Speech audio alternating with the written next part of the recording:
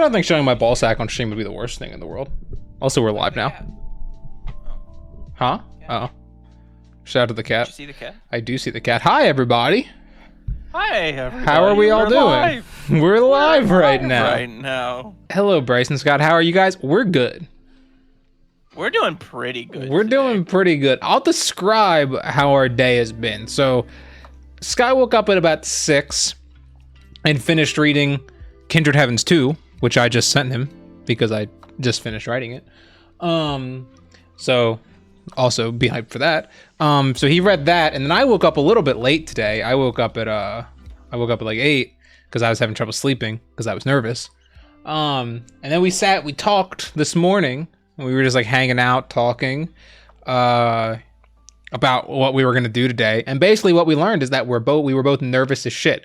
And so we went live, and I posted on everything, and then I just left all my phone, my computer, and everything just like in the room, walked out. Scott got to my house about a minute later and just like threw his phone on the floor, and then we just sat on the porch and drank coffee and played chess and tried really hard not to talk about the game or the Kickstarter. And then we watched baseball, and then eventually it hit like 12:50 and we just couldn't wait anymore. It was about 2 hours of there was one point where my Amy was making us coffee, and Scott was sitting on the floor, like, I'm not joking, with his hands like this, going like, I'm okay, just like, and I was just like, I was like hopping around on my one foot, like what did you say, you got like 700 steps in the time that we were just standing there waiting for coffee? I'll say this, we were out on the porch and we were talking, and I said our plan was to wait 2 hours to check and see where we were. You know, I said honestly, I was like, look, if we get in these 2 hours, if we raise $1,000, I was like, I'll be content. And I was like, realistically, I expect maybe 2,000 or 3,000 in the 2 hours. Anything more than that, I was like, I'll be happy. Like ceiling 5K, you know. When I checked, it hadn't even been a full 2 hours. We checked, it was like 9,000. Scott asked me, he was like, what do you think? And I think, well, I think we'll make $0, and I think our careers are going to be over. And he was like, but what happened, right? We posted everything. We both agreed we weren't going to check it at all, but I wanted to make sure the pre-launch link worked. So I checked, I posted, and about a second later I checked just to make sure the link worked, and we were already at like $600. And I told Scott that, and he was like, what the fuck? So we knew that we had at least had a good first 2 seconds of the Kickstarter. And Joiker said, congratulations with 10K. You guys, well done. Thank you, Joiker. Sui said, congratulations on your Kickstarter. Feline said, hey, too, congrats on the Kickstarter and the book. I hope you have just as much success in a future project. Keep being an inspiration to all of us. Thank you. Would the best part of Kindred Heavens be that it gave Scott the chance to draw a lot of old men? There are a lot of old men in Kindred Heavens. I do like drawing old men and Horus. We haven't, there's not a canonical age for Horus currently. I like to think he's like 28. Yeah, he just looks like that. He doesn't have gray hair or anything.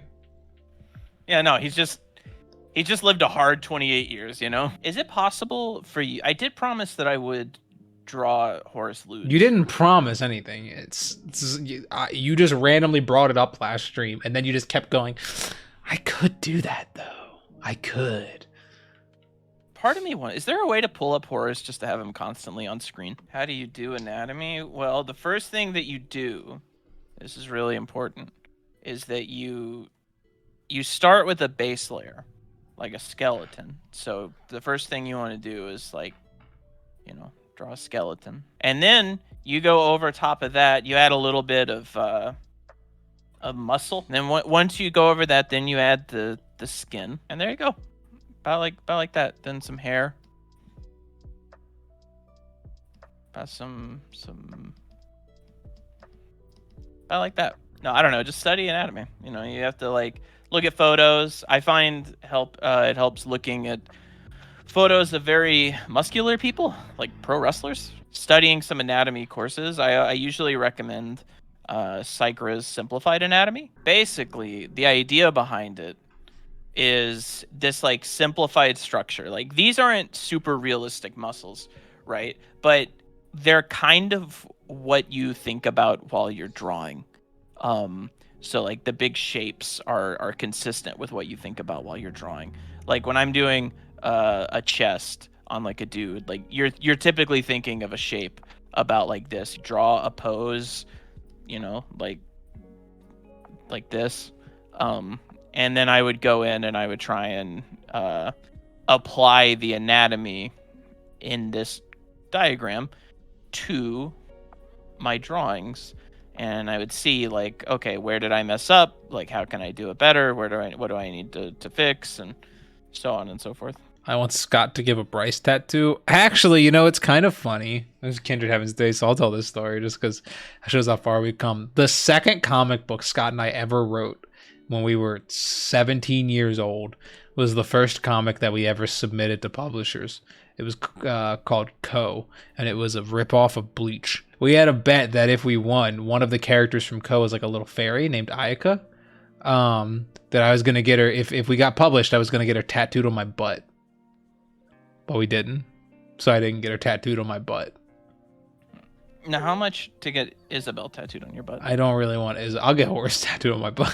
Phelan said, also, what's a good way to begin creating a character's personality? Sorry for all the newbie questions. Don't be sorry. I think one of the things with characters that people get wrong is that they write characters that don't care about anything, right? Like, and then that makes it hard for the reader to care about that character. Whereas, like, we like to have a character that really cares about whatever they're doing, whatever their purpose is, you know, cares about other people. And I think that's how you get characters that feel real. Like somebody that has a lot of passion. Like, because if you just write a character that's kind of there to, like, be there, it's like, okay. They don't elicit much emotion from the audience. Are you excited for Alan Wake 2? I am. I'm a big fan of the first game. I honestly thought that you and I were the only people that had ever played it. So did I. Until they announced Alan Wake 2, I didn't know a single person gave a shit about this game. The only reason Scott even played it is because I recommended it to him when we were younger. That was back when I played video games. And then he got stuck. And he never finished it. I have no memory of what you're talking about. I remember getting stuck in Oblivion. Yeah, Scott, you got stuck in Oblivion because you couldn't make it out of the jail cell. At the very start of Oblivion, you're in a jail cell, and all you have to do is walk to the right towards the open door, and Scott couldn't figure it out, and he never played Oblivion. Scott is one of the worst. Listen, when it comes to video games, especially like skill-based things, Scott's very good at them. But when it comes to anything, like any kind of RPG or anything with any kind of quest, him and I have played all the Borderlands games together many times. We played Borderlands 2 probably legitimately over 10 to 15 times, like a lot of times. This man, he could never even make it past the tutorial if it wasn't for me, because he like the whole game is him going, I don't know where to go, and him just having to follow me and like show him everything. He has like no comprehension for a quest system or for like where you're supposed to go in a video game. It's because I get bored with like exposition.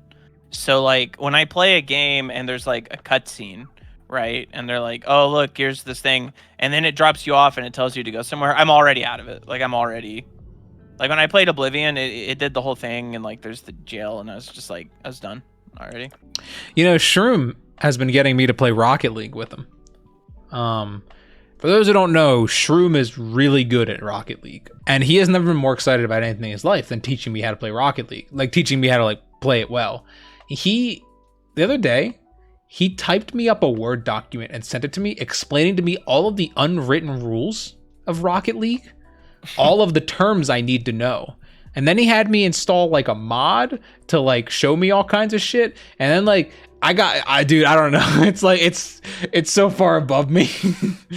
He took me into at one point we were playing and I was like having a good time. We like lost a game or two, and he took me into a private lobby and 1v1'd me. And he was like, your whole objective is to get the ball from me. And then just proceeded to just fucking ruin me for like 10 minutes. So am I. You guys like Metal Slug, by the way? Okay, speaking of Metal Slug, I gotta tell this. Scott and I were playing Codenames the other day with our Amy's.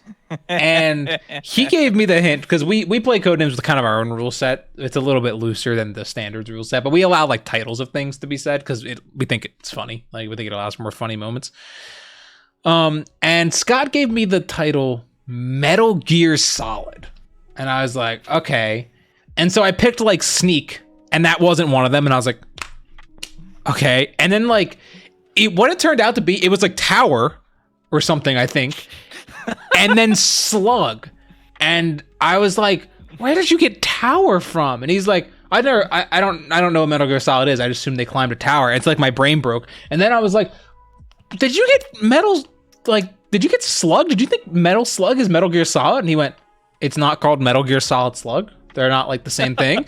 And I was like, no, they're not even close to the same thing. The only similarity is they have metal in the name. I think that it was a reasonable mistake for somebody that's never played either game. And then afterwards, I shit you not, he was like, okay, I'm gonna redeem myself. And he goes, The Legend of Zelda, Link's Awakening, Majora's Mask. And I like pause and I look at him and I go, what? And he goes, the game, Link's Awakening, Majora's Mask. And I go, that's two different games. And he goes, oh, The Legend of Zelda.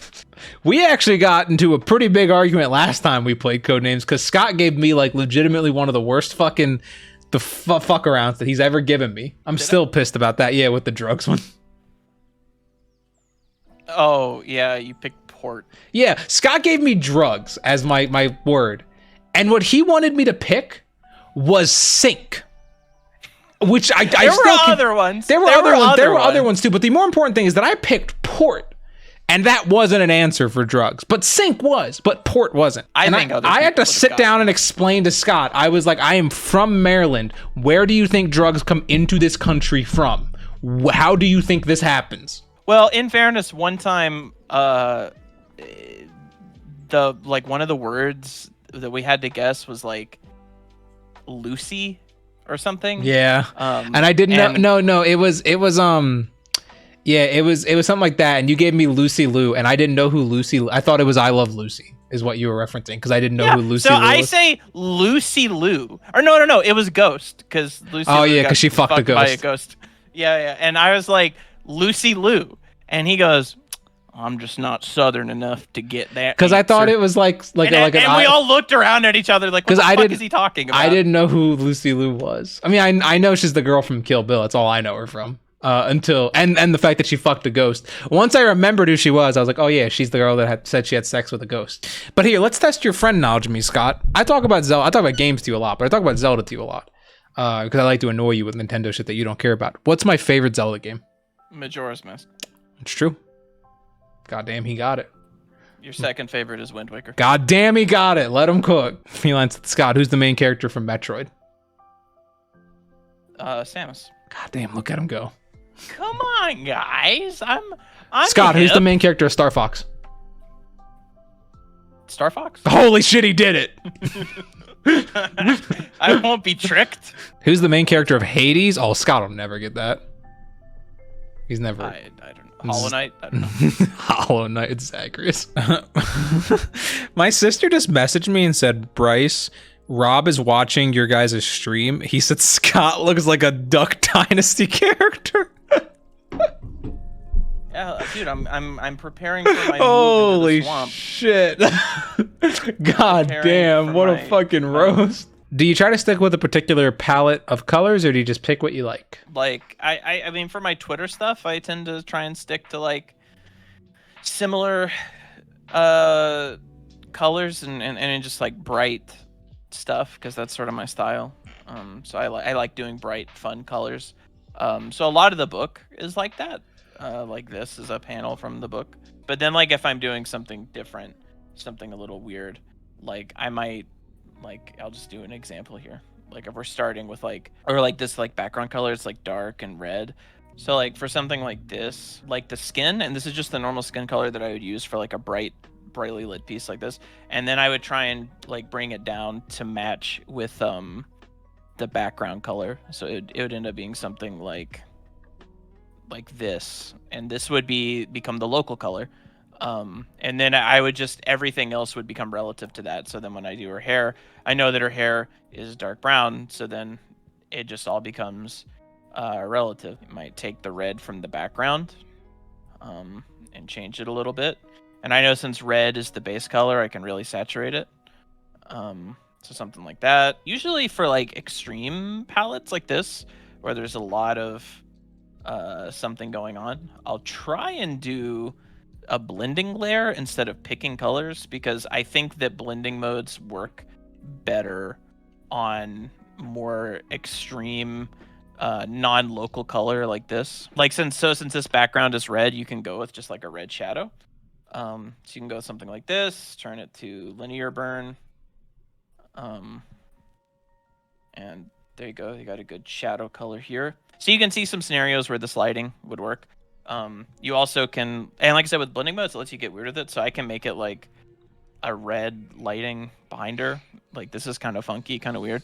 I'm sure there's a use for this. And then the great thing about a comic is once you have this, you can just keep using it. So like the next time that next panel on the page, I know that like this is her skin color, this is the hair color, this is the shirt color, etc., etc. And like and so like it looks natural compared to this backdrop here, right? Like this red thing. But if you turn that off and like just look at the difference between the actual like what I did normally versus this, it's a lot. But when you turn it on, it looks normal. It looks like she fits in this scene. So that's a quick lesson on the power of relative colors.